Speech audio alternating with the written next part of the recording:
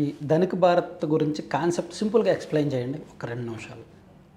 అసలు ఈ కాన్సెప్ట్ చాలా కొత్తది, వినడానికి బాగుంది, ప్రాక్టికల్గా ఆచరణలోకి వెళ్తే దాని రిజల్ట్స్ ఎక్స్పెక్ట్ చేయొచ్చా లేదా అనేది మీరు ఎక్స్ప్లెయిన్ చేయండి ఒకసారి. నథింగ్ ఈజ్ ఇంపాసిబుల్ అండి. మనం అనుకుంటే, మనిషి అనుకుంటే సాధించలేదంటే ఏది ఉండదు. ధనిక్ భారత్ అనేది ఓవర్ నైట్ అంటే తెల్లారేసరికి చేయలేకపోవచ్చు, కానీ స్వామి వివేకానంద ఒక మాట అంటారు, అతి కొద్ది మంది విల్ పవర్ ఉన్న యువకులుంటే దేశం మారిపోయిద్ది అని. అండ్ నేను నమ్ముతాను, ఒక 1000 మందో 2000 మందో 1,00,000 మందో యువకుల్ని మన తెలుగు రాష్ట్రాల నుంచి దేశానికి సపోర్ట్ చేసే విధంగా, అంటే మంచి నాయకులుగా మీరు చూడండి, సుందర్ పిచ్చయ్య కావచ్చు, సత్యానాదెల్ల కావచ్చు, వీళ్ళందరూ దేశం వదిలి బయటికి వెళ్ళి సంపద సృష్టించారు. కానీ విక్రమ్ నారాయణరావు గారు, ఆయనకు అవకాశం ఉన్న దేశం నుంచి వెళ్ళలేదు.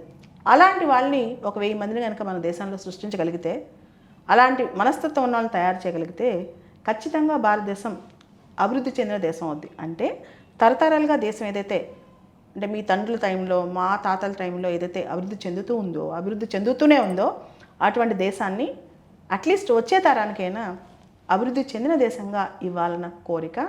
ఖచ్చితంగా ఈ దిశగా అడుగులు స్టార్ట్ అయ్యాయి, మా వర్క్ కూడా స్టార్ట్ అయింది.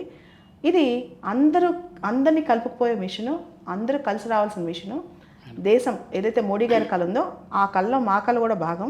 ఖచ్చితంగా 20 సంవత్సరాల్లో, అంటే దీనిలో చాలా ప్యారలల్స్ ఉన్నాయి. ఫస్ట్ ప్యారలల్ ఏంటంటే, యూనివర్సిటీ స్థాయిలో ధనిక్ భారత్ మిషన్ని ఒక లెర్నింగ్ ఎక్స్పీరియన్స్గా, ఒక ఇన్నోవేటివ్ థాట్తో, ఒక క్రిటికల్ థింకింగ్ మెథడాలజీతో, ఎక్కడ అంటే ప్రపంచంలోనే ఒక మంచి యూనివర్సిటీ, మనం లండనో లేదా తర్వాత స్టాన్ఫోర్డ్ వెళ్ళాల్సిన అవసరం లేకుండా ధనిక్ భారత్ యూనివర్సిటీకి వచ్చే 10 సంవత్సరాల్లో ఇతర దేశాల వల్ల వచ్చి క్యూ కట్టే విధంగా తయారు చేయాలని నా కోరిక. సో విక్రమ్ నారాయణరావు గారి కోరిక.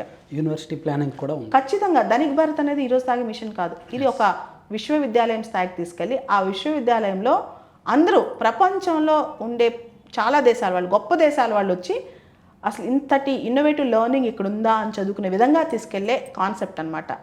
ఇంటర్మీడియట్ కాలేజ్ అనేవి మొదటి అడుగు. ఇక్కడి నుంచి స్టెప్ బై స్టెప్ పైకి ఎక్కుతూ ఉంటాం. అది గ్రాడ్యుయేషన్ కావచ్చు, పోస్ట్ గ్రాడ్యుయేషన్ కావచ్చు, తర్వాత యూనివర్సిటీ కావచ్చు. ఆ యూనివర్సిటీ స్థాయిలో తీసుకెళ్ళగలగాలి అనేది ఈ ఆశ. మన దేశానికి అయితే ఆ రిక్వైర్మెంట్ ఉంది, ఇంటర్నేషనల్ లెవెల్ ఆ స్టాండర్డ్స్ ఉన్న యూనివర్సిటీల రిక్వైర్మెంట్ ఉంది. సో నా ఆలోచన ఏంటంటే, ఇప్పుడు మన దేశంలో ఇప్పుడు రొటీన్ ఈ కార్పొరేట్ అండ్ కమర్షియల్ ఎడ్యుకేషన్ చట్టంలో ధనిక భారత్ మిషన్ మీరు ఒక పెద్ద కాన్సెప్ట్తో వెళ్తున్నది, ఎక్కడో దగ్గర అడ్డంకులు వస్తాయి కదా, ఆ అడ్డంకులను అధిగమించగలరు. ఎక్కడొక్కడేంటండి, డే 1 నుంచి అడ్డంకులు వస్తూనే ఉంటాయి. అవును. అంటే మీరు ఒకటి గుర్తుపెట్టుకోండి, బాలత మేడం లైఫ్ స్టోరీ తెలుసు, విక్రమ్ నారాయణరావు గారి లైఫ్ స్టోరీ మీకు తెలిసే ఉంటుంది. అడ్డంకులు రాకుండానే మా జీవితాలు ఈ స్థాయికి వచ్చాయా, ఈ మాత్రం పైకి వచ్చామా? అడ్డంకులు రాకపోతే లైఫ్ అంటే ఒక వ్యక్తిగా వెళ్ళడం వేరు, ఒక వ్యవస్థ వెళ్ళడం వేరు. అవును. ఆల్రెడీ విపరీతమైన కాంపిటేటివ్ వ్యవస్థలో మీరు కూడా ఒకటిగా వస్తారు. అవును. అంటే కార్పొరేట్ స్టైల్కి మాకు చాలా డిఫరెన్స్ ఉంది. ధనిక్ భారత్ అనేది ఎట్ అనదర్ కార్పొరేట్ కాలేజ్ కాదు. ధనిక్ భారత్ అనేది ఒక డిఫరెంట్ లీగ్, డిఫరెంట్ మిషన్. కొంత చదువు కోసం, కొంత మేము అంటే చదివించడం కోసం, రెగ్యులర్గా క్లాసులు పెట్టడం కోసం, ర్యాంకులు తెప్పించడం కోసం కొన్ని టిప్స్, రెగ్యులర్ టిప్స్ ఫాలో అవ్వచ్చు. అందంత మాత్రం ధనిక్ భారత్ అనేది it's not corporate college, it's in a different league. దీనిలో విద్యా వ్యవస్థ ప్రత్యేకం, విలువలు ప్రత్యేకం, నాణ్యత ప్రత్యేకం. ముఖ్యంగా ధనిక్ భారత్ ఇంటర్మీడియట్ కాలేజెస్లో హాస్టల్లో ఉండే వసతులు కూడా ప్రత్యేకం. సో ఆడపిల్లల సేఫ్టీ అనేది మా ప్రయారిటీ. ప్రత్యేకం మీన్స్ ఏమన్నా అదే ఆడపిల్లల సేఫ్టీ అనేది ధనిక్ భారత్లో ప్రయారిటీ. ఆడపిల్లల సేఫ్టీ కోసం చీఫ్ సెక్యూరిటీ ఆఫీసర్గా డిఫెన్స్లో పనిచేసిన వ్యక్తిని పెట్టుకున్నాం. అదేవిధంగా ప్రతి చోట మా ప్రతి బ్రాంచ్లో కూడా అమ్మాయిలకి నీట్నెస్ కానీ, శానిటేషన్ కానీ, సేఫ్టీ కానీ ఎక్కువ ప్రయారిటీ ఇస్తాం. అదేవిధంగా ధనిక్ భారత్లో క్లాస్ రూమ్ ఇన్ఫ్రాస్ట్రక్చర్ కూడా మామూలుగా మా చైర్మన్ విక్రమ్ నారాయణరావు గారు, ఆయన ప్రతిదీ ఎవ్రీ పాయింట్ చెక్ చేసి చూస్తారు. దానికి ఎంత టైం పెట్టినా పర్లేదు. వాళ్ళు కూర్చునే చైర్ దగ్గర నుంచి, రాసుకునే టేబుల్ దగ్గర నుంచి, వాళ్ళు చదివే పుస్తకాల దగ్గర నుంచి ప్రతిదీ క్వాలిటీతోనే చేస్తారనమాట. దాంతోపాటు ఫుడ్ కూడా, ఏదైతే హాస్టల్లో భోజనం పెడతామో అది కూడా చాలా నీట్గా, హైజీన్గా, న్యూట్రిషియస్గా పెట్టే విధానం అనమాట. అంటే అమ్మ చేతి వంట పెట్టలేకపోవచ్చు, కానీ అంతకంటే అద్భుతమైన రుచులు పెట్టే ఆలోచనే మాకుంది. ఇలా ప్రతి దానిలో మన పిల్లలకి నెక్స్ట్ లెవెల్ చూపిస్తే దేశాన్ని పైకి తీసుకెళ్తారని మా ఆకాంక్ష అనమాట.